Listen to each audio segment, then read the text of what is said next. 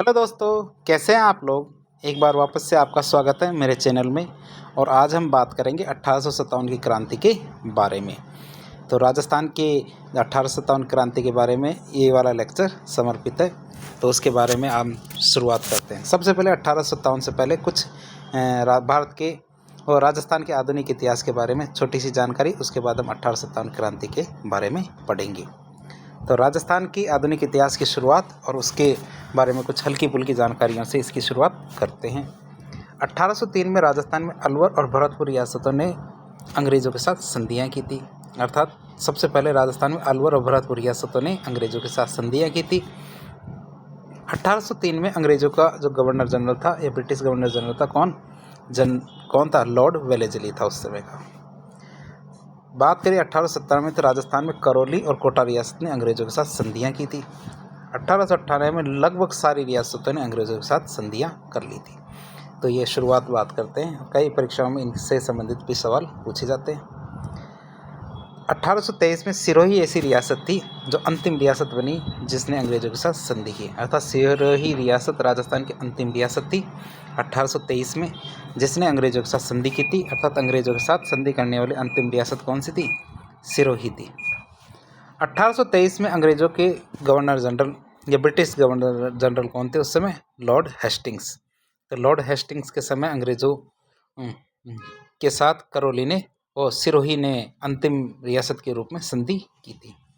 राजस्थान की इन संधियों के दौरान चार्ल्स मैटकॉफ अंग्रेज़ों का प्रतिनिधि था। अर्थात कई परीक्षा में आए ये प्रश्न कि जब राजस्थान की रियासतों ने अंग्रेज़ों के साथ संधियाँ की थी तब अंग्रेज़ों का प्रतिनिधि कौन था? तो इसका जवाब हमें देना चार्ल्स मैटकॉफ के बारे में। लेकिन जो दक्षिणी राजस्थान है, दक्षिणी राजस्थान में हमारे प्रतापगढ़, डूंगरपुर और बांसवाड़ा की बात करें तो प्रतापगढ़, डूंगरपुर और बांसवाड़ा की रियासतों के साथ संधि चार्ल्स मैटकॉफ ने नहीं की, बल्कि अंग्रेज़ों के प्रतिनिधि जॉन मैल्कम था वहाँ का। डूंगरपुर, प्रतापगढ़ और बांसवाड़ा का वो अंग्रेज़ों का प्रतिनिधि कौन था? John Malcolm. अर्थात जॉन मैल्कम ने संधियों पर हस्ताक्षर किए थे। लेकिन यदि पर्टिकुलर किसी ज़िले या रियासत का नाम नहीं लिया जाए तो हमें चार्ल्स मैटकॉफ पे टिक लगाना है। प्रत्येक रियासत में एक अंग्रेज अधिकारी को नियुक्त किया जाता था जिसे पॉलिटिकल एजेंट कहा जाता था, जिसे पीए या पॉलिटिकल एजेंट कहा जाता था। उसे रेजिडेंट भी कहते थे। अब 1832 में राजस्थान के अजमेर में एजीजी का मुख्यालय बनाया गया। एजीजी अर्थात एजेंट टू गवर्नर जनरल। और पहला एजीजी हमें राजस्थान में किसे बनाया गया था? अब्राहम लॉकेट को। अब्राहम लॉकेट राजस्थान का पहला एजीजी था। एजीजी अर्थात agent to governor general. Abraham Lockett को 1832 में राजस्थान का एजीजी बनाया गया। 1845 में जाके आबू में एजीजी का मुख्यालय स्थापित किया गया।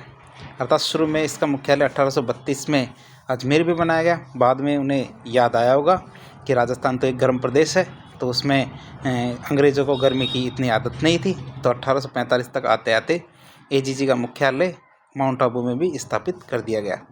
फिर उन्होंने वो समझ गए गर्मियों में हमें माउंट आबू में मुख्यालय स्थापित करना और सर्दियों में अजमेर में, तो उन्हें 6 महीने इसके हिसाब से मुख्यालय को स्थानांतरित करना शुरू किया।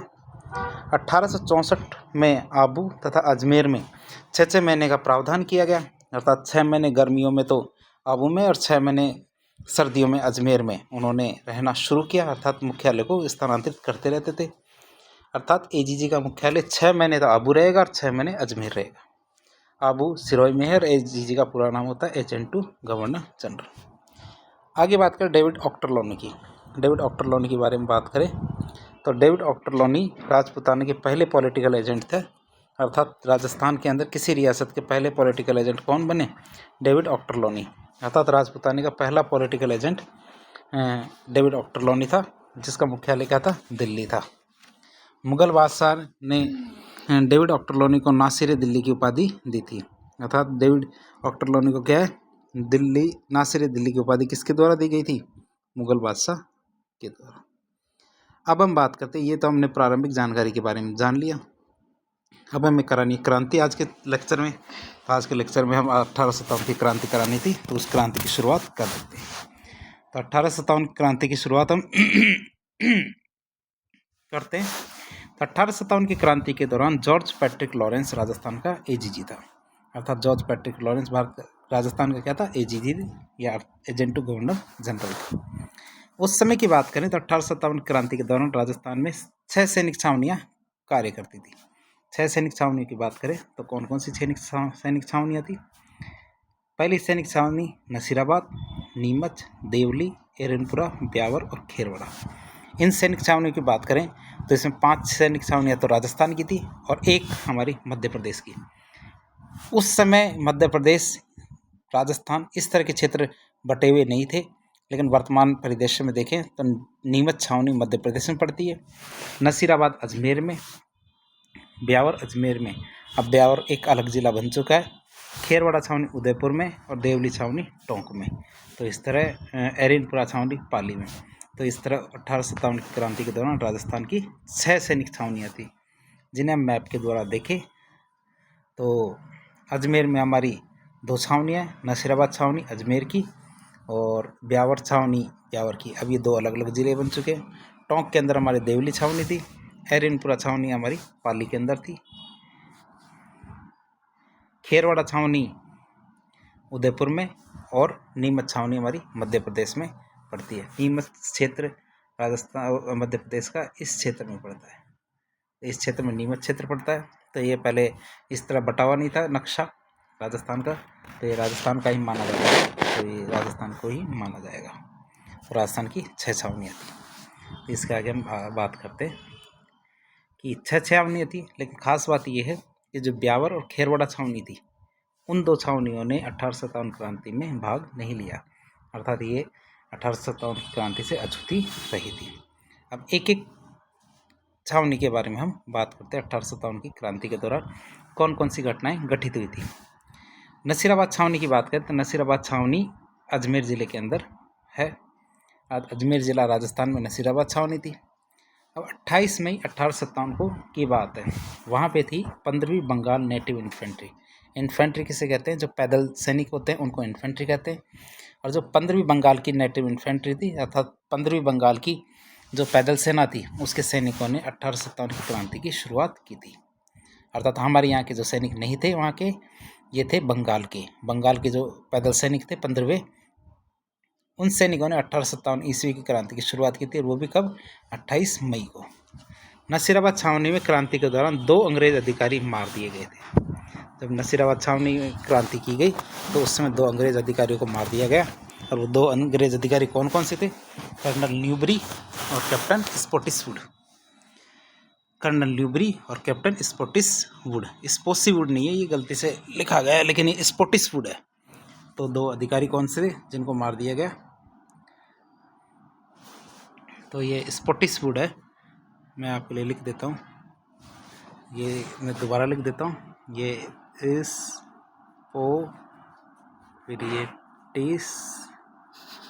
स्पॉटिसवुड, इस तरह लिखा जाएगा, कैप्टन स्पॉटिसवुड। तो 2 अंग्रेज अधिकारी थे जिनको मार दिया गया था। तो हम बात करते हैं आगे। तो कर्नल पेनी की बात करते हैं। कर्नल पेनी की जो हार्ट अटैक है, हृदयाघात, इससे मृत्यु हो गई थी। कर्नल पेनी की हृदयाघात से मृत्यु हो गई और 2 अंग्रेज अधिकारी को घायल कर दिया गया। वो कौन कौन से अधिकारी थे जिनको घायल कर दिया गया, लेफ्टिनेंट लॉक और कैप्टन हार्डी। 2 अधिक अंग्रेज अधिकारी थे जिनको जो घायल हो गए थे इस दौरान, कैप्टन लॉक और कैप्टन हार्डी। तो 2 अपने अधिकारी थे, अंग्रेज अधिकारी, वो घायल हो गए थे। तो इस दौरान हम आगे की गतिविधियों के बारे में बात करें तो 30वीं जो नेटिव इन्फेंट्री थी, 30वीं नेटिव इन्फेंट्री के सैनिक भी 1857 क्रांति में शामिल हो गए और सभी विद्रोही कहाँ चले गए, दिल्ली की ओर चले गए। तो इस तरह हमने नसीराबाद की छावनी के अंदर विद्रोह की जानकारी ली। इसके बाद बात करते हैं हम नीमच छावनी की। नीमच छावनी हमारी मध्य प्रदेश में पड़ती है। मध्य प्रदेश की नीमच छावनी में कौन कौन सी गतिविधियाँ हुई थी, इसके बारे में हम देखें तो मध्य प्रदेश में नीमच छावनी है। वहाँ के एक सैनिक थे मोहम्मद अली बेग। तो उन मोहम्मद अली बेग ने क्या किया, तो मोहम्मद अली बेग नामक सैनिक ने कर्नल एबॉट के सामने मना कर दिया। किस चीज़ के लिए मना कर दिया, मना कर दिया उन्होंने कि हम अंग्रेज़ों के प्रति वफादारी की प्रतिज्ञा नहीं लेंगे। तो हमारे मोहम्मद अली बेग साहब थे, उन्होंने, वो एक सैनिक थे वहाँ के, तो उन्होंने साफ साफ मना कर दिया कि भैया अपने से नहीं हो पाएगा। तो साफ साफ क्या कहा कर्नल एबॉट को कि अपने से नहीं हो पाएगा। पूछा क्या नहीं हो पाएगा, कि अपने भैया अंग्रेजों के सामने वफादारी की प्रतिज्ञा लेंगे नहीं, बिल्कुल भी, अर्थात अंग्रेजों के प्रति वफादारी की प्रतिज्ञा कतई नहीं लेंगे। तो साफ साफ मना कर दिया। तो अंग्रेज तो नाराज़ होने ही थे। तो फिर 3 जून 1857 को नीमच की छावनी में हीरा सिंह के नेतृत्व में सैनिकों ने क्रांति कर दी। क्रांति तो होनी ही थी, जब आपको साफ साफ कोई मना कर दे तो क्रांति तो होना लगभग तय। अब बात करें इसकी आगे, तो शाहपुरा रियासत थी ना भीलवाड़ा की, वहाँ के राजा लक्ष्मण सिंह थे, उन्होंने विद्रोही सैनिकों का समर्थन किया। अर्थात भीलवाड़ा रियासत के जो राजा लक्ष्मण सिंह थे, उन्होंने सैनिकों को या विद्रोही को कहा भैया बहुत बढ़िया कर रहे हो। तो देवली छावनी के जो महिदपुर बटालियन थी, देवली छावनी की जो महिदपुर बटालियन थी, उनके सैनिक क्रांति में शामिल हो गए और सभी विद्रोही कहाँ चले गए, विद्रोह करने के बाद दिल्ली चले गए। 40 अंग्रेज नीमच छावनी से भाग गए थे, 40 अंग्रेज नीमच छावनी से डरकर भाग गए थे। और डूंगला गांव था, तो डूंगला गांव में रुग्घाराम नाम का एक किसान था, उन्होंने इन 40 किसानों को बचाया था, अर्थात अपने यहाँ पे शरण दी थी। ये डूंगला गांव कहाँ पे, डूंगला गांव चित्तौड़गढ़ में एक गांव है, वहाँ पे इन 40 अंग्रेजों को शरण दी थी।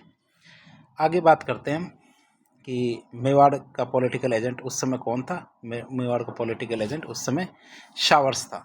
तो शावर्स इन 40 अंग्रेजों को उदयपुर लेके आता है और कहता है भैया बहुत बढ़िया किया, अब आपको हम ठहराते हैं। तो फिर ठहराने के लिए किसे पकड़ा उन्होंने महाराजा स्वरूप सिंह को पकड़ा और कहा कि अब इनको जगमंदिर महल में रखो। अर्थात ये 40 अंग्रेज जगमंदिर महल में रहे थे। तो कभी कभी परीक्षा में पूछा जाता है कि जो 40 अंग्रेज थे, तो वो मेवाड़ के महाराणा स्वरूप सिंह ने उनको कहाँ रखा था, तो उनको जगमंदिर महल में रखा गया था। इसके बाद अगली छावनी के बारे में बात करते हैं। अगली छावनी हमारी देवली छावनी। देवली छावनी कहाँ पे, टोंक में। देवली छावनी के बारे में बात करें तो देवली छावनी टोंक में है। देवली छावनी के जो महिदपुर बटालियन है, उनके सैनिकों ने 1857 क्रांति में शामिल हो गए और सारे के सारे विद्रोही कहाँ चले गए थे, दिल्ली की तरफ चले गए। तो इस तरह हमने 3 छावनी को देख लिया, 2 छावनी भाग नहीं लेगी। तो अभी लास्ट छावनी है जो 1857 क्रांति में कार्य कर रही है। तो अब हम बात करेंगे एरिनपुरा छावनी की। एरिनपुरा छावनी पाली जिले के अंदर है, अर्थात राजस्थान की पाली और सिरोही की सीमा पे एरिनपुरा क्षेत्र है। 21 अगस्त 1857 को पूर्विया के सैनिकों ने आबू में क्रांति कर दी थी। जो पूर्विया वहाँ एक जगह है, तो पूर्विया के जो सैनिक थे उन्होंने आबू में क्रांति कर दी थी। पूर्विया सैनिकों ने अंग्रेज अधिकारी हॉल के घर पर हमला कर दिया। जो पूर्विया के सैनिक थे उन्होंने अंग्रेज अधिकारी हॉल है उसके घर पर हमला कर दिया। ये हम उन समय की गतिविधियों के बारे में बात कर रहे हैं। पूर्विया के सैनिकों ने एरिनपुरा से अपने बाकी साथियों को ले लिया और दिल्ली की तरफ जाने का प्रयास किया। कि पूर्विया के जो सैनिक थे तो उन्होंने हॉल के घर पर हमला कर दिया। हॉल के घर पर हमला करने के बाद उन्होंने एरिनपुरा से अपने बाकी साथियों को कहा कि चलो दिल्ली चले। तो सब बोले चलो, अब तो डायरेक्ट ट्रेन भी है। तो सभी के सभी दिल्ली की तरफ जाने का प्रयास करने लगे। रास्ते में उनको खेरवा नामक एक स्थान पड़ा, वहाँ उनको मिले सामंत कुशाल सिंह चंपावत जी। वो बोले अकेले अकेले क्यों, हम भी चलेंगे। तो उन्होंने बोले चलो हमारा नेतृत्व का संभालो। तो कुशाल सिंह ने इनका नेतृत्व संभाला। जो कुशाल सिंह चंपावत थे, इन्होंने एरिनपुरा के जो सैनिक थे, पूर्विया के सैनिक, उनका नेतृत्व संभाला। किसने, सामंत कुशाल सिंह चंपावत ने। अब कुशाल सिंह चंपावत कहाँ के सामंत थे, आहुआ के। और आहुआ क्या है, मारवाड़ रियासत का प्रथम श्रेणी का ठिकाना हुआ करता था। तो इस तरह पूर्विया के सैनिकों को अपना लीडर या नेता मिल जाता है। और बात करें उस समय की, तो उस समय मारवाड़ का राजा कौन था, तखत सिंह। खेरवा नामक जगह कहाँ है, राजस्थान के पाली जिले में स्थित है। और आहुआ कहाँ पे, राजस्थान के पाली जिले में एक जगह का नाम। अब बात करते हैं, जब लीडर मिल गया है तो युद्ध लड़ा जाए, क्योंकि वहाँ पूर्विया के सैनिक है। तो युद्ध उन्होंने लड़ा बिठौड़ा का युद्ध।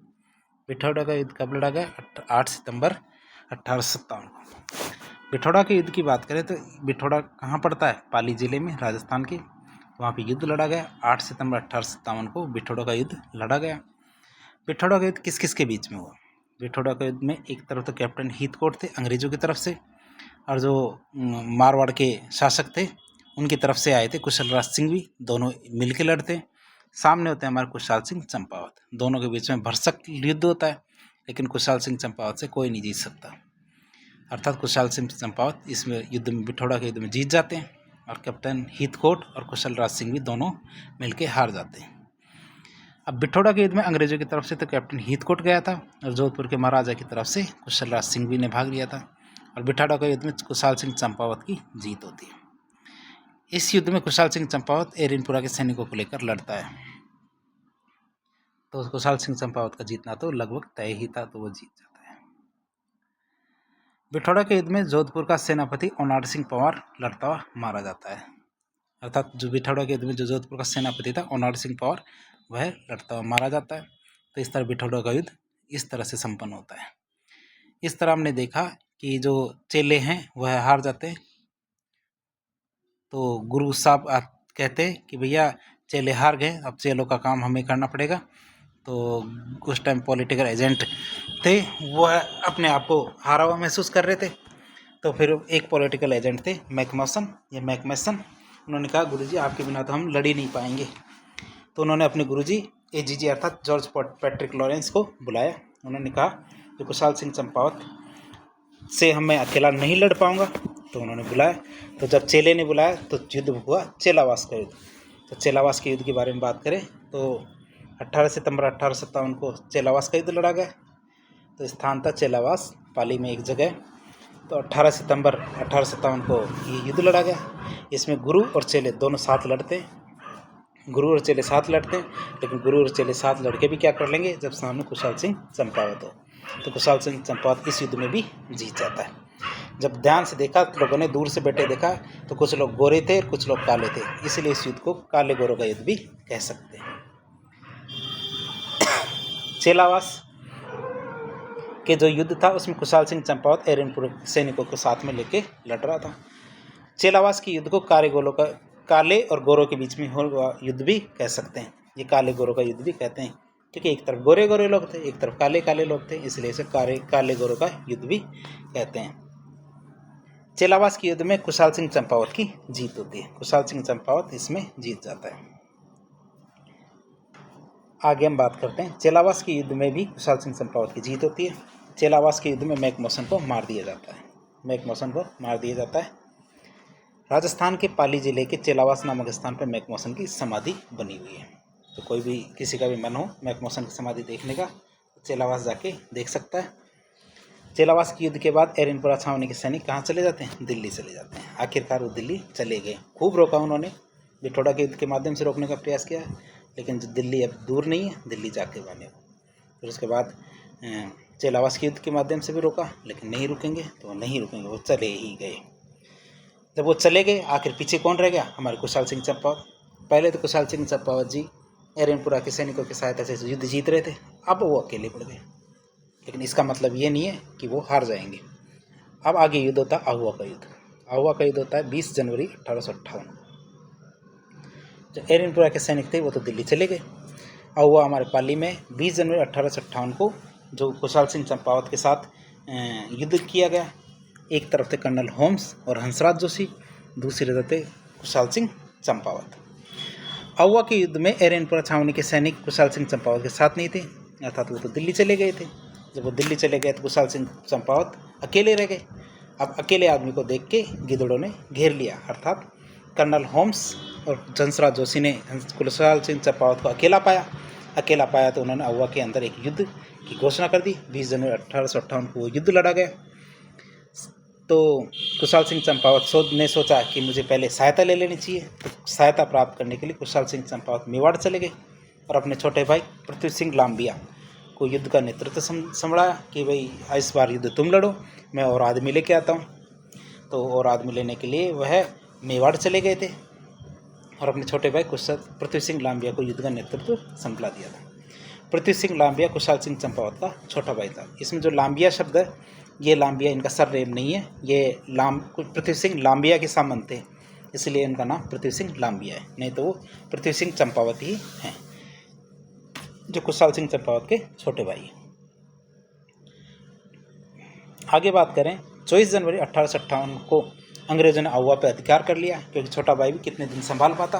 तो आखिरकार आहुआ पर अंग्रेजों का अधिकार हो जाता है और वहाँ पे सुगाली माता की मूर्ति को वो उठाकर ले जाते हैं। सुगाली माता कौन सी थी? सुगाली माता 1857 क्रांति की देवी थी। पृथ्वी सिंह लांबिया के सामंत थे, इसलिए उनका सर्ट नेम लांबिया पड़ गया था। लांबिया ठिकाना राजस्थान के पाली में अहुआ के पास में एक जगह वह था। अहुआ के युद्ध में अंग्रेजों की तरफ से कर्नल होम्स ने भाग लिया था। अहुआ के युद्ध में जोधपुर की तरफ से हंसराज जोशी ने भाग लिया था। अब एक आदमी कितना संभाल पाता? तो सुगाली माता की मूर्ति को उठा के ले गए। अब सुगाली माता के बारे में बात करें तो सुगाली माता की मूर्ति एक काले संगमरमर की मूर्ति है। सुगाली माता की मूर्ति में 10 सिर और 54 हाथ है। तो इनमें 10 सिर और 54 हाथ है। अंग्रेजों ने सुगाली माता की मूर्ति को अजमेर के राजपूताना म्यूजियम में रख दिया, लेकिन बाद में सुगाली माता की मूर्ति को पाली के बांगड़ म्यूजियम में भेज दिया गया। ये हम सुगाली माता की मूर्ति को जूम करके आपको दिखा देते हैं, जिनके 10 सिर और 54 हाथ है। इसको आप देख सकते हैं। और ये 1857 की क्रांति की देवी थी, राजस्थान की।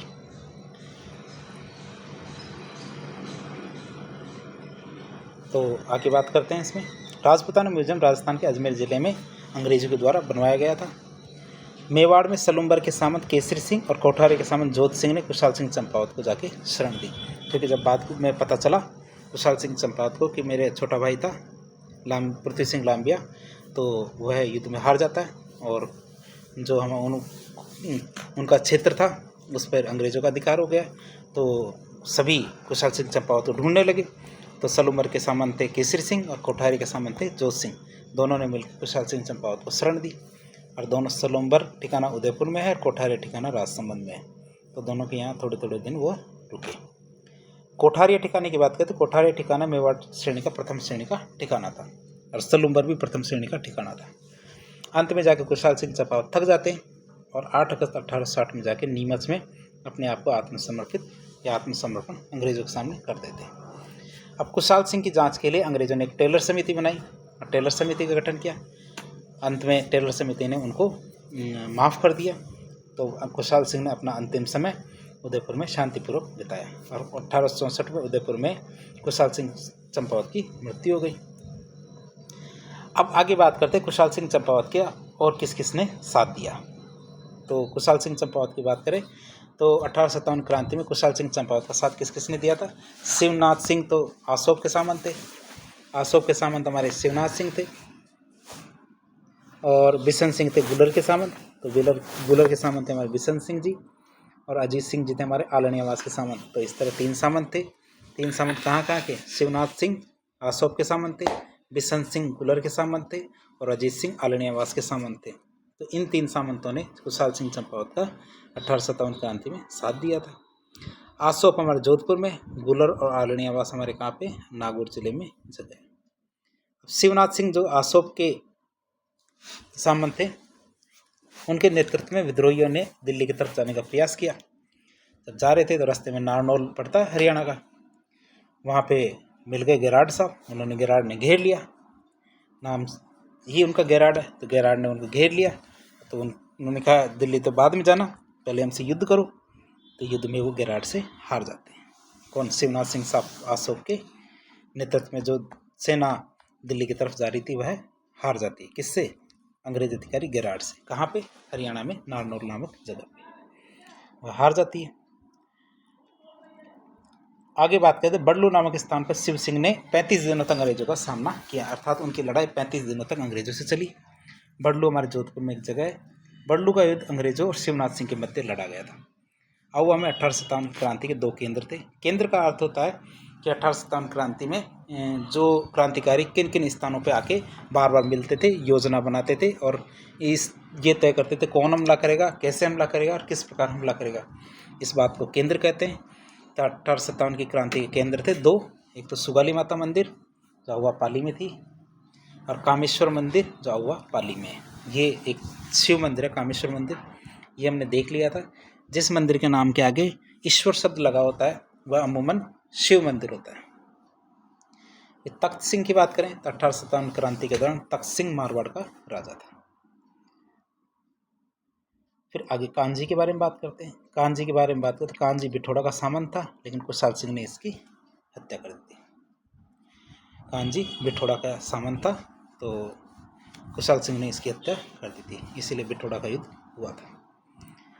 अब बात करते ब्यावर छावनी। ब्यावर छावनी अपनी सीधी सादी छावनी थी और खेरवाड़ा छावनी सीधी सादी छावनी थी, अर्थात दोनों ने क्रांति में भाग ही नहीं लिया तो उनकी कोई टेंशन ही नहीं हुई, अर्थात आराम से खा पी के सो रहे थे।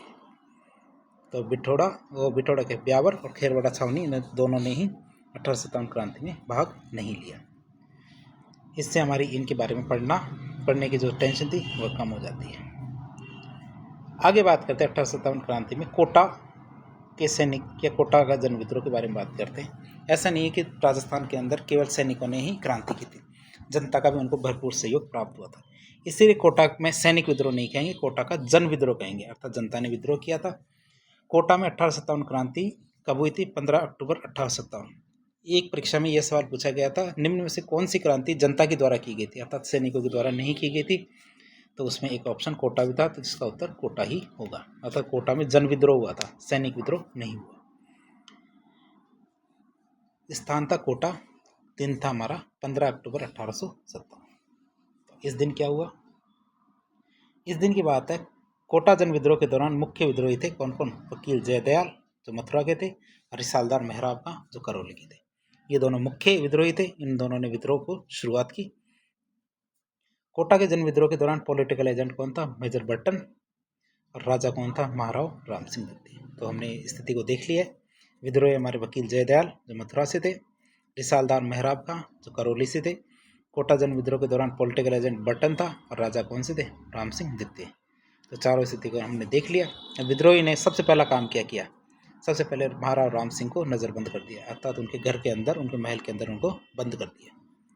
पॉलिटिकल एजेंट बर्टन और उनके साथियों को मार दिया, तो खेल ही खत्म हो गया। अब और साथी कौन कौन से जिनको उन्होंने मार दिया? मेजर बर्टन के पुत्र थे, मेजर बर्टन का बेटा था फ्रैंक, आर्थर मेजर बर्टन का बेटा था। डॉक्टर सेडलर एक डॉक्टर था, सेविल कॉन्टिम ये एक डॉक्टर था, देवीलाल जो महाराव राम सिंह की तरफ से एक प्रतिनिधि था। तो इनको जो दोनों के दोनों विद्रोही थे उन्होंने मार दिया। अब क्या है, मथुराई जी मंदिर के जो महंत थे कन्हैयालाल गोस्वामी, उन्होंने राजा और विद्रोही के बीच में समझौता करवाया कि जब विद्रोही ऐसे लोगों को मार रहे थे तो राजा की तरफ से जो कन्हैयालाल महंत है, अर्थात महंत कन्हैयालाल गोस्वामी, वो राजा की तरफ से गया और विद्रोही को कहा कि भैया तुम क्या चाहते हो, बताओ तो सही। तो उन्होंने कहा कि हम बता सकते और हमारी कुछ शर्तें हैं। तो विद्रोहियों ने महंत गोस्वामी कन्हैयालाल गोस्वामी के सामने 9 शर्तें रखी और उन्होंने कहा 9 की 9 राजा को माननी जरूरी है अगर वह जिंदा रहना चाहता है। तो सामने 9 शर्तें रखी। 9 शर्तों के बारे में बात करें तो पहली शर्त उनकी सबसे खास थी कि ये जो जितने भी हत्याएं की है, मेजर बर्टन की हत्या की है, उनके बच्चों की हत्या की, डॉक्टर की हत्या की, प्रतिनिधि की हत्या की थी, सब हत्याओं की जिम्मेदारी महाराव राम सिंह अपने ऊपर ले ले। अर्थात उनके महाराव राम सिंह को के लिए ये कहा गया कि सारे हत्याएं राम सिंह दत्ती के कहने से की गई थी। ठीक है, तो इस तरह कुछ शर्तें थी जिनमें खास शर्त यही थी। फिर आते हैं करौली के राजा मदनपाल। करौली के मदनपाल सिंघम बन के आते हैं और महाराव राम सिंह दत्ते को मुक्त करा देते हैं, अर्थात उनको नज़रबंद कर रखा था। नज़रबंद करने से उनके जितने भी विद्रोही थे उनको हटाया और महाराव राम सिंह को मुक्त कराया। किसने? करौली की मदनपाल ने।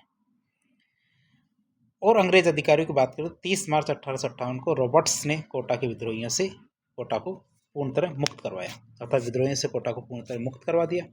रॉबर्ट्स क्या था? अंग्रेज अधिकारी। इस तरह कोटा का जन विद्रोह शांत हो गया। और जब कोटा का जन विद्रोह शांत हो गया तो सब कुछ खत्म हो गया। तो वकील जयदयाल और रिसालदार मेहराब खां इनके साथ तो होना ही था, फांसी की सजा दे दी गई। और सीधी बात थी कि दो राजाओं के सामने किसकी बेइज्जती हुई और किसका मान बढ़ा? तो राम सिंह दत्ते की बेइज्जती होती है।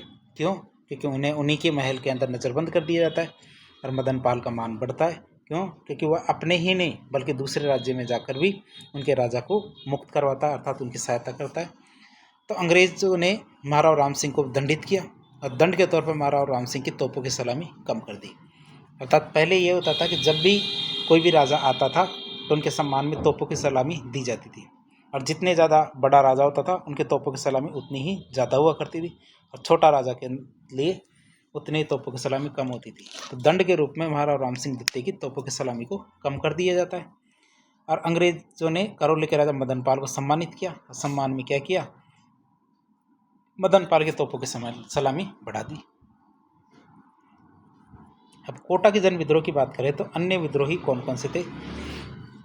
अन्य विद्रोही की बात करें तो अन्य विद्रोही थे रतनलाल, जियालाल और हरदयाल। तो हम ये आसानी से याद कर सकते हैं उसको, रतनलाल, जियालाल, हरदयाल। रतनलाल, जियालाल, हरदयाल। हरदयाल वकील जयदयाल का भाई था। हरदयाल कौन था? जयदयाल का भाई था। हरदयाल कोटा जन विद्रोह में लड़ता हुआ मारा गया था। अब बात करते हैं कोटा टोंक के अंदर जो जन विद्रोह हुआ था 1857 क्रांति के अंदर, उसकी बात करते हैं। तो टोंक जिला हमारे राजस्थान में। टोंक के नवाब थे वजीरुद्दौला। टोंक के नवाब कौन थे उस समय? वजीरुद्दौला। तो टोंक के नवाब वजीरुद्दौला ने 1857 की क्रांति में अंग्रेजों का साथ दिया था। टोंक जिन जन विद्रोह के समय विद्रोही कौन कौन थे? जिन नहीं है, ये जन है, सॉरी। टोंक जन विद्रोह के समय विद्रोही कौन कौन थे, अर्थात किन किन नेताओं ने विद्रोह किया? पहले थे मीर आलम खां, अहमद यार खां और मोइनुद्दीन। तो ये 3 विद्रोही थे। इन 3 विद्रोहियों ने टोंक के अंदर जन विद्रोह को अंजाम दिया था। मोइनुद्दीन ने बहादुर शाह जफर से जाके मुलाकात की। मोइनुद्दीन ने क्या किया? बहादुर शाह जफर से जाके मुलाकात की। निम्बाहेड़ा में जनता ने नीमच के विद्रोहियों का स्वागत किया। निम्बाहेड़ा नामक जगह है, वहाँ पे नीमच के जो विद्रोही थे उनका स्वागत किया गया। निम्बाहेड़ा में ताराचंद पटेल ने अंग्रेज अधिकारी कर्नल जैक्सन का सामना किया, अर्थात उनसे थोड़ी सी झड़प हो गई थी। अर्थात निम्बाहेड़ा में ताराचंद पटेल की अंग्रेज अधिकारी कर्नल जैक्सन से झड़प हो जाती है। कर्नल जैक्सन नीमच के विद्रोहियों का पीछा कर रहा था उस टाइम, तो उस टाइम झड़प तो होनी ही थी। अंग्रेजों ने ताराचंद पटेल को फांसी की सजा लगा दी, अर्थात फांसी की सजा दी कि भैया हमारे सामने कैसे आए तुम, तो फांसी की सजा दे दी। अब ये सबसे महत्वपूर्ण बात आती है जिसको मैं आपको मार्क चेंज कर देता हूँ।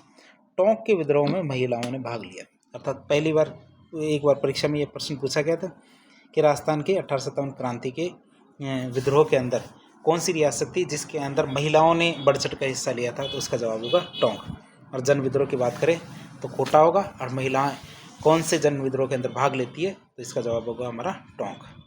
और बात करें यदि इस प्रकार का सवाल आता है 1857 क्रांति में कौन सी मुस्लिम रियासत ने 1857 क्रांति के अंदर भाग लिया था, तो हमारा इसका जवाब भी होगा टोंक, क्योंकि वहाँ के नवाब कौन थे? वजीरुद्दौला। लेकिन ये अंग्रेजों के साथ थे, न कि खिलाफ। इस बात की जानकारी हमें कैसे मिलती है? इस बात की जानकारी हमें एक नाटक था, मोहम्मद मुजीब का एक नाटक था आजमाइश, उस नाटक से हमें इस बात की जानकारी मिलती है कि इस विद्रोह में महिलाओं ने बढ़ चढ़ के भाग लिया था। अब बात करते हैं निम्बाहेड़ा पहले टोंक में शामिल था। निम्बाहेड़ा क्या है? पहले टोंक में शामिल था, लेकिन अब निम्बाहेड़ा कहाँ शामिल है? चित्तौड़गढ़ में शामिल है। और निम्बाहेड़ा किसके लिए प्रसिद्ध है? निम्बाहेड़ा सीमेंट उद्योग के लिए प्रसिद्ध है, अर्थात निम्बाहेड़ा में सीमेंट की बहुत सारी फैक्ट्रियाँ लगी हुई है। अब बात करते हैं धौलपुर का जन विद्रोह, अर्थात धौलपुर में 1857 क्रांति किस प्रकार क्या हुई। धौलपुर हमारे राजस्थान में है। धौलपुर में एक विद्रोही थे देवा गुजर या देव गुजर, उन्होंने 1857 क्रांति की शुरुआत की। इंदौर और ग्वालियर के विद्रोही भाग के कहाँ गए? धौलपुर आ गए। इंदौर और ग्वालियर मध्य प्रदेश में अब वर्तमान में, तो वहाँ से विद्रोही भाग के कहाँ जाते हैं? धौलपुर आ जाते हैं। और धौलपुर जन विद्रोह में विद्रोहियों के नेता कौन बने? राव रामचंद्र और हीरालाल। राव रामचंद्र और हीरालाल दोनों मिलके धौलपुर के जन विद्रोहियों के नेता बनते हैं।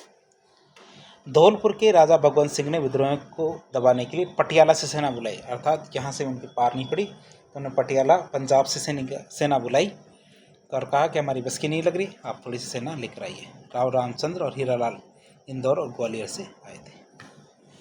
तो इस तरह हमने धौलपुर के जन विद्रोह के बारे में देख लिया। अब आती है बात भरतपुर की। भरतपुर में क्या चल रहा था? भरतपुर के जन विद्रोह की बात करते 1857 क्रांति में क्या हुआ था भरतपुर में गुर्जर और मेव समुदाय ने विद्रोह किया था, अर्थात भरतपुर में गुर्जर और मेव समुदाय ने विद्रोह किया था। भरतपुर जन विद्रोह के दौरान महाराजा जसवंत सिंह ने पॉलिटिकल एजेंट मॉरिसन को कहा कि भैया जन विद्रोह हो गया है, तुम जिंदा नहीं बचोगे, तुम भरतपुर छोड़ के भाग जाओ यहाँ से। अर्थात तो जसवंत सिंह थे उस समय भरतपुर के महाराजा, उन्होंने पॉलिटिकल एजेंट मॉरिसन को कहा कि भैया थोड़े दिनों के लिए आप कहीं घूम के आ जाओ। भरतपुर जन विद्रोह के समय भरतपुर का राजा कौन था? जसवंत सिंह। और उस समय का पॉलिटिकल एजेंट कौन था? Agent Morrison. इसके आगे हम बात करते हैं अलवर के अंदर क्या हुआ। अलवर के अंदर जो जन विद्रोह हुआ था 1857 क्रांति का, उसमें क्या हुआ? तो 1857 क्रांति के जन विद्रोह अलवर में हुआ, जो राजस्थान में। अलवर के राजा थे उस समय के विनय सिंह, और शिवदान सिंह ने अंग्रेजों की सहायता की। वहाँ के महाराजा विनय सिंह और शिवदान सिंह ने क्या किया, अंग्रेजों की सहायता की कि हम अंग्रेजों के साथ रहेंगे। अंग्रेजों की सहायता के लिए विनय सिंह ने आगरा सेना भेजी थी, अर्थात अपने यहाँ ही नहीं बल्कि बाहर भी उन्होंने सेना भेजी थी। लेकिन अछनेरा के पास में आगरा सेना को विद्रोहियों से हारना पड़ा, अर्थात जब सेना आगरा जा रही थी तो अछनेरा नामक जगह पे विद्रोही ने उस सेना को कहा, भैया कहाँ जा रहे हो, तो हम युद्ध लड़ने के लिए जा रहे हैं। तो अछनेरा नामक जगह पे जो विद्रोही थे उन्होंने कहा कि भैया हमारी सेना में शामिल हो जाओ, तो वो सेना में शामिल हो जाते हैं और विद्रोही से वो हार जाते हैं। इसके आगे हम बात करें दीवान फैजुल्ला खान ने, कि दीवान फैजुल्ला खान ने विद्रोहियों का साथ दिया था। जो अलवर के जो दीवान थे फैजुल्ला खां, उन्होंने विद्रोह का साथ दिया। फैजुल्ला खां अलवर के राजा के दीवान थे, अर्थात मंत्री थे। अछनेरा कहाँ पे, आगरा के पास एक जगह है। अलवर में जब 1857 की क्रांति की शुरुआत हुई थी तब अलवर रियासत का राजा कौन था, विनय सिंह। लेकिन जब क्रांति चल रही थी तो बीच में विनय सिंह की मृत्यु हो जाती है और अलवर का राजा कौन बनता है, शिवदान सिंह। तो अलवर का राजा कौन बनता है, शिवदान सिंह अलवर का राजा बनता है। तो जयपुर के जन विद्रोह की बात करें, जयपुर के जन विद्रोह की बात करें 1857 क्रांति के, तो आगे बात करते हैं जयपुर के जन विद्रोह की। जयपुर के अंदर है जन विद्रोह। जयपुर जन विद्रोह के प्रमुख नेता कौन कौन से थे,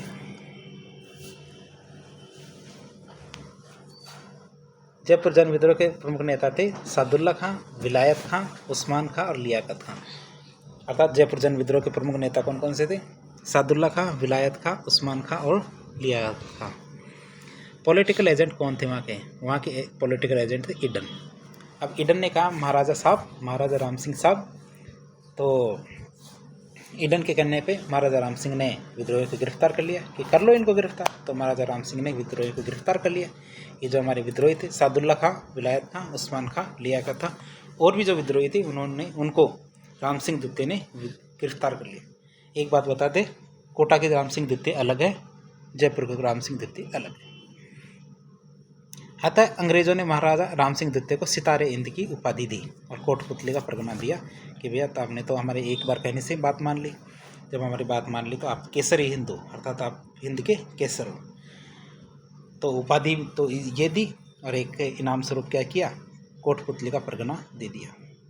राम सिंह के जो मंत्री थे शिव सिंह, राम सिंह के मंत्री थे शिव सिंह सामोद, उन्होंने महाराजा राम सिंह द्वितीय को बहादुर शाह जफर से मुलाकात की सलाह दी थी कि एक बार जाके बहादुर शाह जफर से मिलाओ,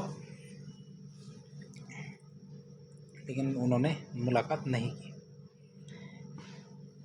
जयपुर जन विद्रोह के समय जयपुर रियासत के राजा थे राम सिंह द्वितीय। जयपुर जन विद्रोह के समय पॉलिटिकल एजेंट था हमारा ईडर। सामोद कहाँ है, जयपुर का एक ठिकाना था, और शिव सिंह सामोद का सामोद। अब बीकानेर की बात करते हैं। बीकानेर के अंदर 1857 क्रांति के क्या पहलू थे, तो 1857 क्रांति में बीकानेर का जन विद्रोह, बीकानेर जन विद्रोह की बात करते हैं 1857 के समय। महाराजा सरदार सिंह राजस्थान का एकमात्र ऐसा राजा था जिसने अपनी रियासत के बाहर जाके क्रांति को दबाया था। अर्थात सभी राजाओं ने तो अपने अपने यहाँ पे क्रांति को दबाया, लेकिन बीकानेर की तो बात ही अलग है। तो बीकानेर के जो महाराजा सरदार सिंह थे उन्होंने अपनी रियासत से बाहर जाकर भी क्रांति को दबाया था।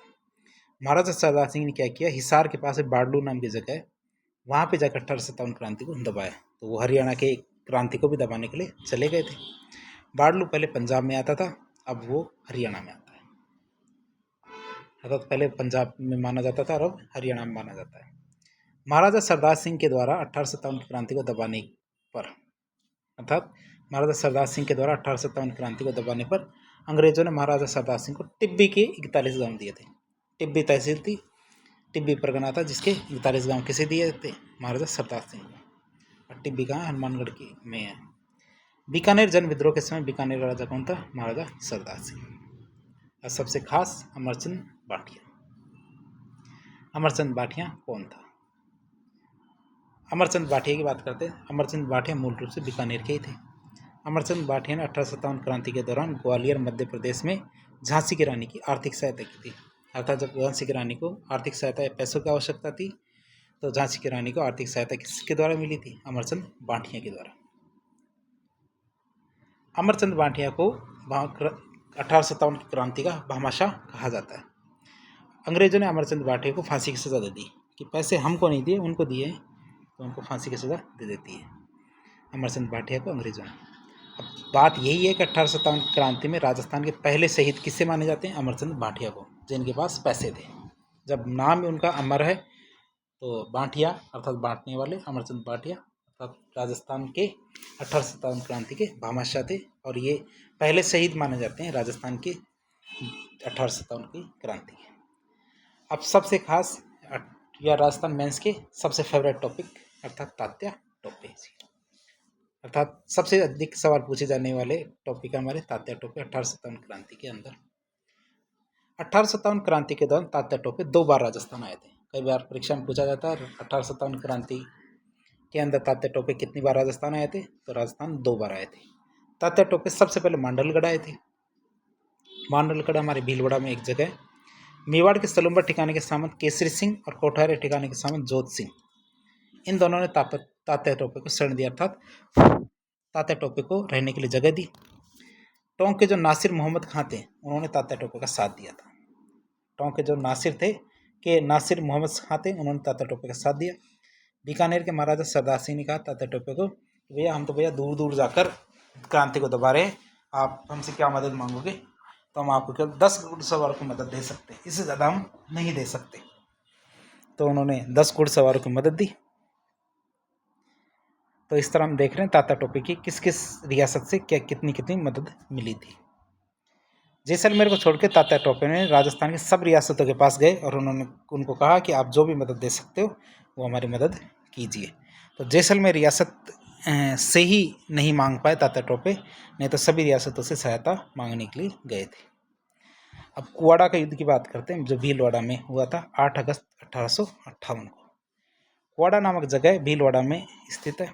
8 अगस्त 1858 को कुवाड़ा का युद्ध हुआ। कुवाड़ा के युद्ध में रॉबर्ट्स ने तात्या टोपे को हरा दिया।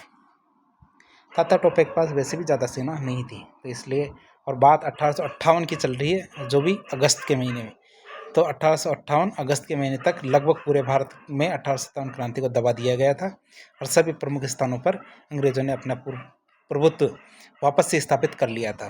तो इस वजह से अंग्रेजों की शक्ति बढ़ गई थी। कुवाड़ा के युद्ध में रॉबर्ट्स ने तात्या टोपे को हरा दिया। रक्कमगढ़ का युद्ध जो राजसमंद में हुआ था, रक्कमगढ़ का युद्ध जो राजसमंद में हुआ था 13 अगस्त 1858 को। रक्कमगढ़ हमारे राजसमंद में 13 अगस्त 1858 को रक्कमगढ़ का युद्ध होता है। रक्कमगढ़ के युद्ध में भी अंग्रेजों ने तात्या टोपे को हरा दिया। जैसा कि मैंने बताया अभी आपको कि 1858 आते आते ईस्ट इंडिया कंपनी का शासनकाल खत्म हो जाता है और भारत के अंदर ब्रिटिश क्राउन का राज शुरू हो जाता है और 1857 के जो क्रांति के जो प्रमुख केंद्र थे उनको नष्ट कर दिया जाता है और सभी केंद्रों पर अंग्रेज अपना प्रभुत्व वापस स्थापित कर लेते हैं और बाहर से अंग्रेज सैनिक टुकड़ियाँ बढ़ जाती है। सैनिक टुकड़ियों में भारतीयों का अनुपात कम कर दिया जाता है और अंग्रेज या यूरोपियन सैनिक थे उनका अनुपात बढ़ा दिया जाता है। इससे अंग्रेजों की शक्ति बढ़ जाती है। प्रमुख तोपखाने होते हैं, उन तोपखानों पर भी अंग्रेज अधिकारियों का अधिकार हो जाता है। इस वजह से क्रांति को दबा पाना, जो शेष केंद्र थे उनको दबा पाना अंग्रेजों के लिए ज़्यादा मुश्किल नहीं रहा।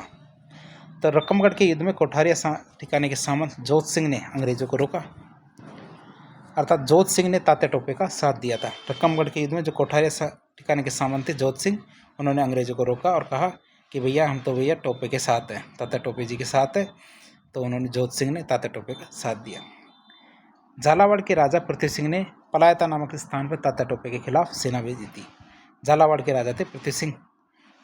जब उनको से पूछा कि आप हमारी सहायता करेंगे, तो पहले उन्होंने पूछा आप कहाँ रहते हो, कि मैं पलायता रहता हूँ। तो पलायता नामक स्थान पर उनको कहा कि हम आपको अभी मज़ा चखाते हैं। तो उन्होंने पलायता नामक स्थान पर तात्या टोपे के खिलाफ सेना भेजी। उनकी सहायता तो नहीं की बल्कि उनके पकड़ने के लिए सेना भेजी। गोपाल पलटन को छोड़कर बाकी सेना ने तात्या टोपे के खिलाफ लड़ने से मना कर दिया।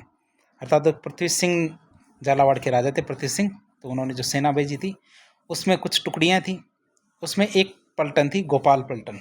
गोपाल पलटन को छोड़ दो बाकी सब ने मना कर दिया कि ये कहा कि हम तात्या टोपे जी के खिलाफ लड़ाई नहीं लड़ेंगे। केवल गोपाल पलटन ही थी जो आगे बढ़ी थी। गोपाल पलटन को छोड़कर बाकी सेना तात्या टोपे के साथ हो गई थी। तो तात्या टोपे ने झालावाड़ पे अपना अधिकार कर लिया। पृथ्वी सिंह हार गए। पृथ्वी सिंह को तात्या टोपे को 5 लाख रुपए देने पड़े। इससे तात्या टोपे के पास कुछ पैसा आया।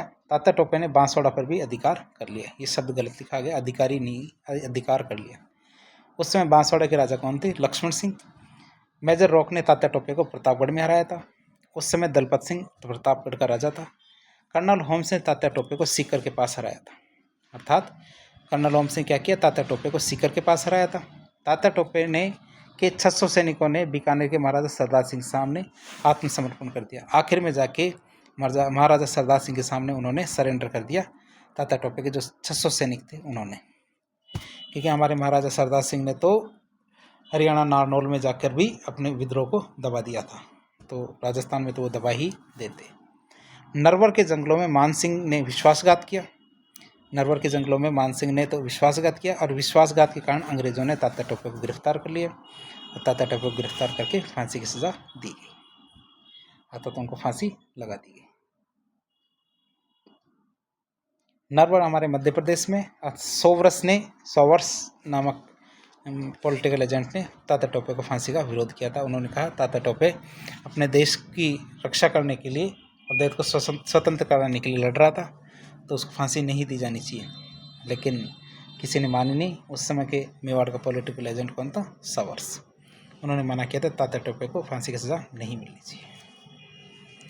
अब इस तरह हमने राजस्थान के सभी केंद्रों के अंदर 1857 की क्रांति को देख लिया। अब बात करते हैं 1857 क्रांति क्यों हुई थी, इसके कारणों के बारे में चर्चा करते हैं। 1857 क्रांति के कारणों के बारे में चर्चा करें तो इसके कुछ कारण थे। कुछ कारणों को हम एक एक करके पढ़ते हैं। सबसे पहले हम बात करते हैं राजनीतिक, फिर प्रशासनिक करेंगे, फिर आर्थिक, सामाजिक, धार्मिक, सैनिक, तात्कालिक और साहित्यिक। इन कारणों के बारे में एक एक करके हम अध्ययन करते हैं। सबसे पहले बात करते हैं 1857 क्रांति के राजनीतिक कारण क्या थे। कभी कभी मेंस की परीक्षा या लिखित परीक्षा में ये प्रश्न पूछे जाते हैं। अब हमें पता है 1818 तक आते आते लगभग राजस्थान की सभी रियासतों ने अंग्रेज सरकारों के साथ संधि कर ली थी। अब संधि के एक प्रावधान ये होता था कि अंग्रेज़ों का एक पॉलिटिकल एजेंट सभी रियासतों के अंदर रहेगा। अब ये पॉलिटिकल एजेंट क्या करता था? रियासत के आंतरिक मामलों में हस्तक्षेप करता था। हर बात में रोका टोका चलता रहता था। अंग्रेज रियासत के उत्तराधिकार मामले में हस्तक्षेप करते थे, अर्थात नियम कानून बना देते थे। कौन गोद लेगा, कौन गोद नहीं लेगा, कौन उत्तराधिकारी बनेगा, कौन नहीं बनेगा, हर बात में रोक टोक लगाते थे। राज्य की सुरक्षा के लिए अंग्रेज़ों ने नई सेनाओं का गठन किया था, अर्थात राज्य की सेना सुरक्षा के नाम पे नई सेनाओं का गठन किया गया, और इन सेनाओं का खर्चा राज्य की जनता पर डाल दिया कि जिस राज्य के अंदर सेनाओं का गठन करते थे उस राज्य की जनता पर ही उसका टैक्स लिया जाता था उन सेनाओं को गठन करने के लिए। अंग्रेज़ों ने पुरानी रियासतों को तोड़ा और नई रियासतों का गठन किया। इससे पुरानी बड़ी बड़ी रियासतें टूटकर छोटी छोटी रियासतों में बदल गई। जैसे हमारे धौलपुर रियासत का गठन 1806 में, टोंक का 1817 में, झालावाड़ का 1838 में। हमें जानते हैं कि राजस्थान की झालावाड़ अंतिम रियासत थी जिसका निर्माण हुआ था, अर्थात राजस्थान की अंतिम रियासत कौन सी थी जिसका निर्माण हुआ था? वह झालावाड़ रियासत थी। आगे हम बात करते हैं प्रशासनिक कारणों की कि राजस्थान में 1857 क्रांति के प्रशासनिक कारण कौन से थे।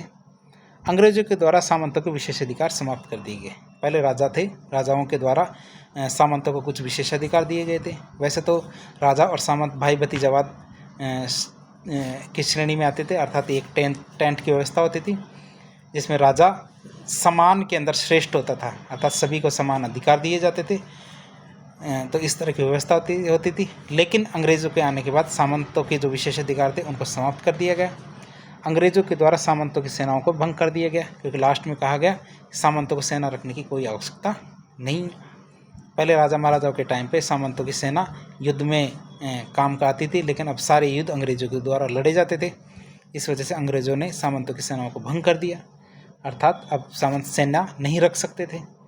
अंग्रेज़ों ने सामंतों के द्वारा दिए जाने वाले कर को समाप्त कर दिया, लिए जाने वाले कर को समाप्त कर दिया।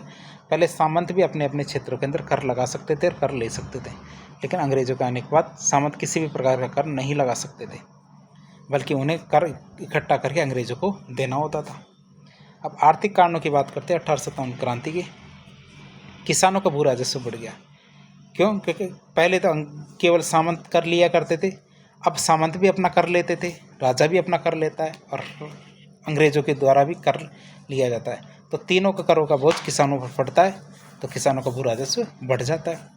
ब्रिटिश माल की अधिकता के कारण हमारे घरेलू उद्योग धंधे बंद हो जाते हैं, और घरेलू उद्योग धंधे बंद हो जाने के कारण सारे के सारे जो हमारे लोग हैं वो कृषि करने लगते हैं और कृषि पर बोझ बढ़ता है। अंग्रेज़ों ने नए व्यापारिक मार्गों का विकास कर दिया और हमारा व्यापार वाणिज्य समाप्त कर दिया। अतः हमारे व्यापारी ब्रिटिश इंडिया की तरफ चले गए। अब 1857 क्रांति के सामाजिक कारणों की बात करते हैं कि ऐसे कौन से सामाजिक कारण थे जिसकी वजह से 1857 क्रांति हुई। अब अंग्रेज क्या थे कि कुछ रीति रिवाज थे, हमारे सामाजिक रीति रिवाज, उनमें हस्तक्षेप करते थे जो हमारी जनता को पसंद नहीं थे। जैसे बीएलओ की जनगणना करवाई, बीएलओ के अंदर कुछ टीकों को लगाने की बात की, तो कुछ ऐसे रिवाज थे हमारे, जैसे डाकन प्रथा को ख़त्म करने का प्रयास किया गया, कन्यावध को ख़त्म करने का प्रयास किया गया, त्याग प्रथा को ख़त्म करने का प्रयास किया गया। वैसे तो ये प्रथाएं गलत थी, लेकिन उस समय की जनता को इस बात की समझ नहीं थी। वे केवल यह समझती थी कि हमारे जो रीति रिवाज है ये हमारे द्वारा सही किए जाने चाहिए, हम पे थोपे नहीं जानी चाहिए सही करने के लिए। इस वजह से हमारे जो सामाजिक रीति रिवाज है उनमें वो अंग्रेज़ों का ये हस्तक्षेप मानते थे। फिर धार्मिक कारण की बात करें तो ईसाई मिशनरी राजस्थान के अंदर लोगों को विशेष सुविधाएं देने के नाम पर धर्म परिवर्तन का कार्य कर रहे थे। अर्थात आदिवासी क्षेत्रों, भील क्षेत्रों में विशेष सुविधाएं, करों में छूट और विशेष प्रलोभन के जरिए उनका धर्म परिवर्तन करने का प्रयास कर रहे थे। और ईसाई मिशनरी क्या करते थे, हिंदू और मुस्लिम धर्म का मजाक उड़ाते थे, जिससे उन लोगों की भावनाओं को आहत होता था। आगे बात करते हैं सैनिक कारण या सैन्य कारण जिनकी वजह से 1857 की क्रांति हुई थी। अंग्रेज अधिकारियों से अंग्रेज क्या है, भारतीयों से पद और वेतन में ज़्यादा प्राप्त करते थे। अर्थात पद में भी अंग्रेज ऊंचे होते थे और वेतन में भी अंग्रेजों को समान पद पे अधिक वेतन मिलता था। इसे नस्लीय भेदभाव कहा जाता था। और शुरुआती बात करें तो ब्राउन बेस राइफल चलती थी। पहले कैसे राइफल चलती थी, ब्राउन बेस राइफल चलती थी, लेकिन अब उनके स्थान पे एक नई राइफल आ गई थी जिसे कहते थे एनफील्ड राइफल। इसका प्रयोग करना शुरू कर दिया गया था। अब इसकी खासियत क्या थी कि इसमें चर्बी वाले कारतूस का प्रयोग किया जाता था, और कारतूस को भरने के लिए उस पर गाय और सुअर से बनी हुई चर्बी की परत चढ़ाई जाती थी। उसको खोलने के लिए दांतों से उसे काटना पड़ता था, अर्थात उसे मुंह लगाना पड़ता था, जिससे हिंदू और मुसलमान दोनों सैनिकों के जो धार्मिक भावनाएं थी वो आहत होती थी। क्योंकि हिंदू लोग थे वो गाय की चर्बी को मुंह नहीं लगा सकते थे, और जो मुस्लिम लोग थे वो सुअर की चर्बी को मुंह नहीं लगा सकते थे, तो उनकी धार्मिक भावनाएं आहत होती है। और इसको एक तात्कालिक कारण जैसा माना गया था एनफील्ड राइफलों का प्रयोग सेना में किया जाना। अब तात्कालिक कारण की बात करें, जो ब्राउन बेस राइफल थी उनके स्थान पर नई एनफील्ड राइफलों का प्रयोग किया गया, जिसमें चर्बी वाले कारतूसों का प्रयोग किया गया था, जो हमने अभी बात की थी। कुछ साहित्यिक कारणों के बारे में बात करें कि 1857 क्रांति के कुछ साहित्यिक कारण क्या थे। साहित्यिक कारण की बात करें तो हमारे विद्वानों ने अंग्रेजी विरोधी पुस्तकों की रचना की, जिससे राजस्थान में राष्ट्रवादी भावनाओं का संचार हुआ। जैसे कि हमारे सूर्यमल मिश्र जी थे बूंदी के, तो उन्होंने वीर सत्सय नामक पुस्तक लिखी जो 1857 क्रांति पर आधारित थी। अब हमने देख लिया क्या कारण थे, लेकिन 1857 क्रांति राजस्थान में सफल नहीं हो पाई। अब राजस्थान के अंदर 1857 क्रांति के सफल नहीं होने के क्या कारण थे। पहला कारण तो ये था हमारे पास बड़े संगठन, हमारे पास बड़ी रणनीति और बड़े नेतृत्व का अभाव था। पहली बात तो ये देखें, 1857 क्रांति में हमारे पास न तो कोई बड़ा संगठन था, ना हमारी कोई बहुत बड़ी रणनीति थी, और हमारे पास बड़े बड़े नेतृत्व का अभाव था। इस वजह से हम हार गए। दूसरी बात करें तो अलग अलग स्थानों पर क्रांति अलग अलग समय पर हुई थी, इसलिए अंग्रेजों को क्रांति को दबाने का पर्याप्त समय अर्थात पूरा समय मिल गया था, जिसकी वजह से 1857 क्रांति को अंग्रेजों ने आसानी से दबा दिया। क्रांति के बड़े नेताओं की बात करें तो बहादुर शाह जफर और नाना साहब थे, और उन दोनों ने राजस्थान के जो विद्रोही थे उनसे किसी भी प्रकार का कोई संपर्क नहीं किया, अर्थात राजस्थान का विद्रोह अछूता और अलग रहा। तात्या टोपे की बात करें, तात्या टोपे का आगमन राजस्थान में हुआ, लेकिन वो भी बहुत लेट हुआ। अंग्रेज अन्य स्थान पे क्रांति को दबा चुके थे, तब जाके तात्या टोपे का राजस्थान में आगमन हुआ। अंग्रेजों ने अपना पूरा ध्यान तात्या टोपे पर लगा दिया, तो तात्या टोपे भी सफल नहीं हो पाए। राजस्थान के राजाओं ने अंग्रेजों का साथ दिया, इस वजह से क्रांतिकारी किसी भी विद्रोह में सफल नहीं हो पाए। अंग्रेजों ने क्रांति को अत्यधिक क्रूरतापूर्वक कुचल दिया था और आम जनता क्रांति में शामिल होने की हिम्मत ही नहीं कर पाई इस वजह से, क्योंकि अंग्रेज़ों ने क्रांति को इस तरह से कुचला कि जिसको देखकर आम जनता तो क्रांति में शामिल ही नहीं हो पाई। बड़ी बात देखें तो अजमेर में सारे हथियार रखे हुए थे, लेकिन जो भी एक अंग्रेज सिपाही था विद्रोह करने के बाद एक ही बात करता था, चलो दिल्ली चलो दिल्ली चलो दिल्ली चलो दिल्ली। किसी भी विद्रोही ने ये नहीं कहा चलो अजमेर चलो अजमेर चलो अजमेर, क्योंकि अजमेर में सारे हथियार हैं। तो अजमेर जाते सारे हथियार मिलते तो उनको विद्रोह को बड़ा करने का मौका मिल सकता था। तो किसी भी विद्रोही ने अजमेर पर कब्जा करने का कोई प्रयास नहीं किया, जबकि सारे हथियार अजमेर में रखे हुए थे। अब बात करते हैं विद्रोही। अंग्रेजों के पास विद्रोही की तुलना में अच्छे हथियार थे, जबकि विद्रोही तलवार चाकू लाठियों इनसे लड़ रहे थे, जबकि अंग्रेज बंदूकों से लड़ रहे थे। अंग्रेजों के पास विद्रोह को दबाने के लिए अच्छे सेनापति थे। विद्रोही वैसे मजबूत थे, लेकिन अंग्रेजों के पास अच्छे सेनापति थे जिनके पास रणनीति थी। अब बात करते हैं 1857 की क्रांति के कारण भी देख लिए। 1857 की क्रांति के हारने के कारण भी देख लिए। अब 1857 क्रांति से हुआ क्या, अर्थात इसके क्या परिणाम निकले और इसका क्या महत्व रहा। 1857 क्रांति के दौरान राजाओं ने अंग्रेजों का साथ दिया, इसलिए क्रांति के बाद राजाओं को सम्मानित किया गया। अर्थात राजाओं को सम्मानित कैसे किया गया? जयपुर के राजा थे राम सिंह द्वितीय, उनको सितारे हिंद की उपाधि दी गई। करौली के राजा थे मदनपाल, उनको तोपों की सलामी बढ़ा दिया गया था, 21 तोपों की सलामी कर दी। बीकानेर के राजा थे सरदार सिंह, तो बीकानेर के राजा सरदार सिंह जिन्होंने हरियाणा नारनौल के अंदर जाके अर्थात राजस्थान से बाहर जाके भी युद्ध लड़ा और विद्रोह को दबाया, उनको टिब्बी जो हनुमानगढ़ में है उस पर गने के 41 गांव दिए। अब अंग्रेजों ने अयोग्य राजा थे उनको संरक्षण देना प्रारंभ कर दिया, जिससे जनता का शोषण होने लग गया। अर्थात जो बेकार राजा थे उनको संरक्षण देना शुरू किया, इससे जनता का शोषण हुआ। अब राजा और जनता के आपसी संपर्क को तोड़ने के लिए राजा महाराजा के बच्चों को अलग से स्कूल और कॉलेज स्थापित किए गए। अर्थात राजा और उनके बच्चे कभी भी जनता से मिल नहीं पाएंगे किसी भी तरीके से, तो उनके लिए अलग स्कूल और कॉलेज बनाए गए। ये योजना वाल्टर ने बनाई थी और 1869 में इसको लागू कर दिया। इस योजना के तहत 1875 में अजमेर में मेयो कॉलेज की स्थापना की गई, जिसमें राजा महाराजाओं के बच्चे पढ़ते थे। अंग्रेजी संरक्षण के कारण राजाओं को की विलासिता बढ़ गई, अर्थात अंग्रेज राजाओं को सीधे पैसे देते थे, जिससे उनको कुछ भी कार्य नहीं करना पड़ता था। इससे उनकी विलासिता बढ़ गई, अतः उन्होंने किसानों पर भू राजस्व बढ़ा दिए। राजस्थान में किसान आंदोलन इसी वजह से प्रारंभ हुए थे। क्रांति के दौरान सामंतों ने विद्रोहियों का साथ दिया, अतः क्रांति के बाद सामंतों को प्रभावहीन या शक्तिहीन कर दिया। अर्थात सामंतों को किसी प्रकार की शक्ति नहीं दी और जो रही सही शक्ति थी वो भी छीन ली। राजस्थान में यातायात और संचार के साधनों का विकास हुआ। शिक्षा के विकास के कारण राजस्थान में मध्यम वर्ग का उदय हुआ, जिससे ने आगामी जो राष्ट्रीय आंदोलन था इसका नेतृत्व किया, जैसे कि हमारे विजय सिंह पतिंग, जयनारायण व्यास, इन सब ने ना जो ये मध्यम वर्ग से संबंधित थे जिन्होंने राष्ट्रीय आंदोलन का नेतृत्व किया था। राजस्थान की जनता ने क्रांति में भाग लिया था, अतः सिद्ध हो गया कि राजस्थान की जनता अंग्रेजी शासन का समर्थन नहीं करती थी। तो कोटा में, धौलपुर में, भरतपुर में और टोंक में ये हमारे जन विद्रोह थे। जनता ने विद्रोह के अंदर भाग लिया था, जिससे हम समझ सकते जनता अंग्रेजी शासन को यहाँ पसंद नहीं करती थी। क्रांति ने आगामी राष्ट्रीय आंदोलन के लिए प्रेरणा स्रोत की तरह कार्य किया। कुशाल सिंह चंपावत राजस्थान की लोक कहानियों में और लोकगीतों में लोक नायक की तरह बन गए थे। अब बात करते हैं, कुछ लोग बताते हैं कि 1857 क्रांति का स्वरूप क्या था। इसके बारे में बात करें तो कोई कहता है सैनिक विद्रोह था, कोई कहता है सामंती विद्रोह, कोई कहता धार्मिक विद्रोह, कोई कहता था इसको स्वतंत्रता संग्राम। एक एक करके बात करते हैं कि पहले सैनिक विद्रोह कौन कहता है 1857 क्रांति को। तो अंग्रेजी इतिहासकारों के अनुसार सेवा संबंधी शर्तें और चर्बी वाले कारतूसों से परेशान हुए किसानों ने और सैनिकों ने अंग्रेजों के खिलाफ बगावत की। अब अंग्रेजों के द्वारा तो ये कहना बनता ही था, क्यों? क्योंकि यदि अंग्रेजी ये कहते कि जनता ने परेशान होकर अंग्रेजी सरकार के खिलाफ बगावत की है, तो पूरे विश्व में और ब्रिटेन की संसद के अंदर यह चर्चा का विषय बन जाता कि यहाँ अंग्रेजी सरकार अन्याय कर रही है। तो अपनी जो अक्षमता है उसको छुपाने के लिए अंग्रेज़ों ने इसे एक सैनिक विद्रोह की संज्ञा दी।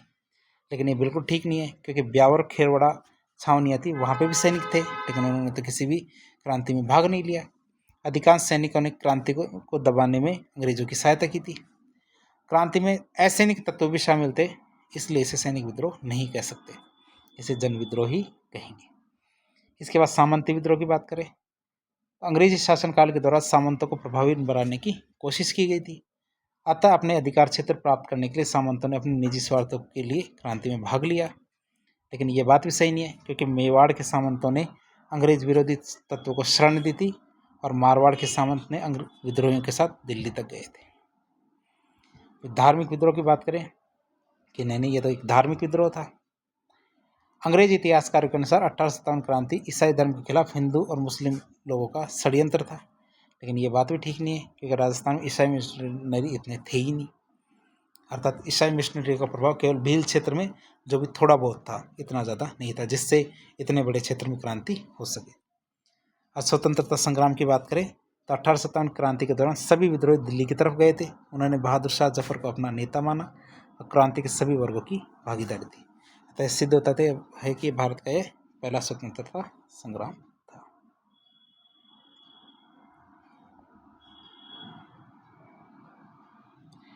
अब नाथूराम खडगावत के अनुसार देखें तो विद्रोहियों में बहादुर शाह और नाना साहब के प्रति सहानुभूति थी, अंग्रेजों के प्रति नफरत थी। कि विद्रोही थे, उन्होंने उनकी बहादुर शाह जफर जो मुगल बादशाह थे और नाना साहब थे, उनके प्रति सहानुभूति थी और अंग्रेजों से नफरत करते थे। आई.टी. पिरचौड़ की बात करें तो उनके अनुसार क्रांति सैनिक विद्रोह से तो शुरू हुई थी, लेकिन धीरे धीरे यह स्वतंत्रता संग्राम में बदल गई थी। आई.टी. पिरचौड़ की बात करें तो यह अंग्रेज अधिकारी था नसीराबाद छावनी का। निश्चित रूप से यह हमारा पहला प्रयास था जिसमें अंग्रेजों के शासन का उन्मूलन करने का प्रयास किया गया, अर्थात जड़ से उखाड़ने का प्रयास किया गया, लेकिन हम सफल नहीं हो पाए। कभी कभी परीक्षा में पूछा जाता है कि 1857 क्रांति नसीराबाद से शुरू क्यों हुई। आखिर पूरे देश के अंदर कहीं और जगह नहीं, राजस्थान में कोई और जगह नहीं मिली जहाँ से ये क्रांति शुरू हो सकती थी। 1857 क्रांति नसीराबाद से शुरू होने के क्या कारण थे।